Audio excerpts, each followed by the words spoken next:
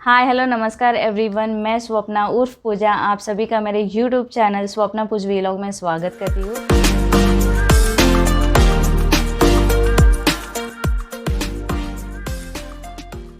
Guys, सामने से तो आपको पता चल ही गया रहेगा कि ये वीडियो आईब्रोज़ के ऊपर है, थ्रेडिंग के ऊपर है।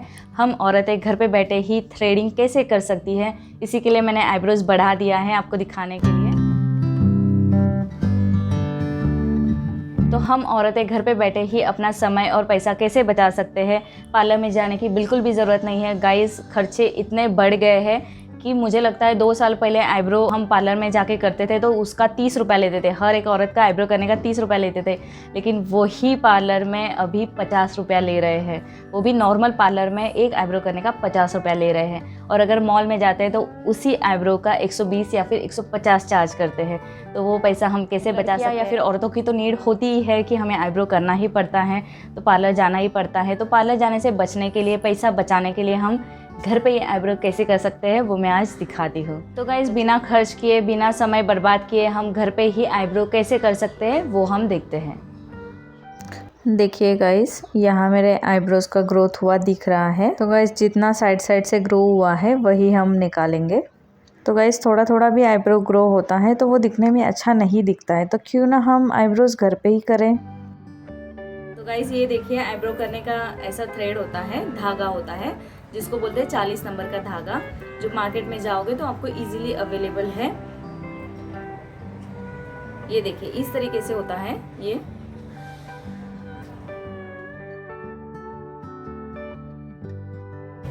और ये मिलता है 35 रुपये में, 35 से 40 रुपये में मिलता है। मुझे अभी एग्जैक्ट प्राइस याद नहीं है क्योंकि मैंने ये काफ़ी टाइम पहले लिया है, लेकिन 40 रुपये के अंदर ही मिलता है।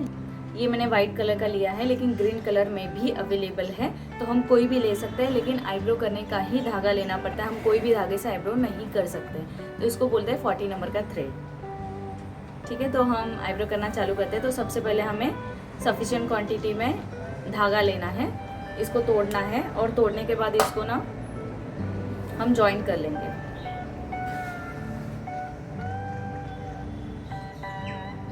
नॉट बांध दीजिए।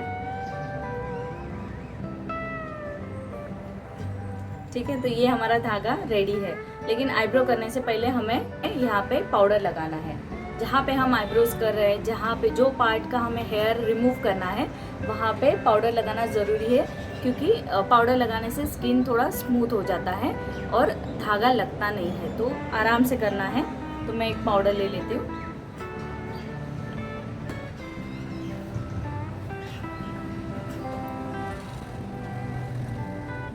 देखिए, जो पार्ट का हमें हेयर रिमूव करना है ना, वो पार्ट को हमने पाउडर लगाना है।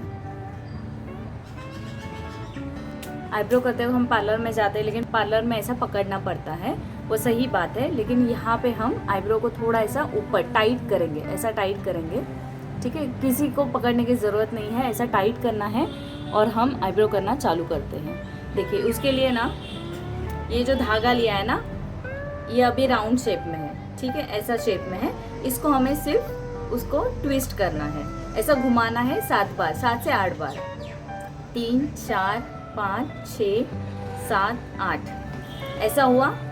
देखो, उंगलियों में ऐसे पकड़ना है हमें, ताकि ऐसा ऐसा हो जाए। हमने ऐसे पकड़ना है, धागे को ऐसे पकड़ना है और आईब्रो करना चालू करना है। तो देखिए मैं किस तरीके से करती हूँ।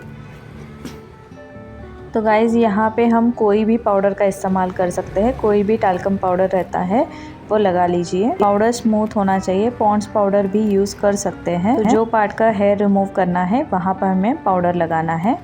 नाउ ये हमारा जो धागा है, जहाँ पे हमने ट्विस्ट किया है, बीच में देखो ट्विस्ट किया है ना, इसकी सहायता से हम एक एक बाल को धागे में लेंगे और रिमूव करते जाएंगे। तो गाइज, यहाँ पे मैं दोनों हाथ का इस्तेमाल कर रही हूँ। देखिए, एक हाथ से मैं ट्विस्टिंग पार्ट को दूसरे हाथ के टूवर्ड्स मूव करती हूँ। उसके बाद धागे का बीच का जो ट्विस्ट किया हुआ पार्ट है उसमें हमें एक एक करके बाल लेना है जो हमें रिमूव करना है, और फिर हमारा जो दूसरा हाथ है उसको धागे से आगे पुश करना है। इससे क्या होगा, धागे में जो बाल अटक जाएगा वो टूट जाएगा। ध्यान रखिए, साइड से जो ग्रो हुआ है बाल वही हमें रिमूव करना है। इससे हमारा आईब्रो का शेप बरकरार रहेगा।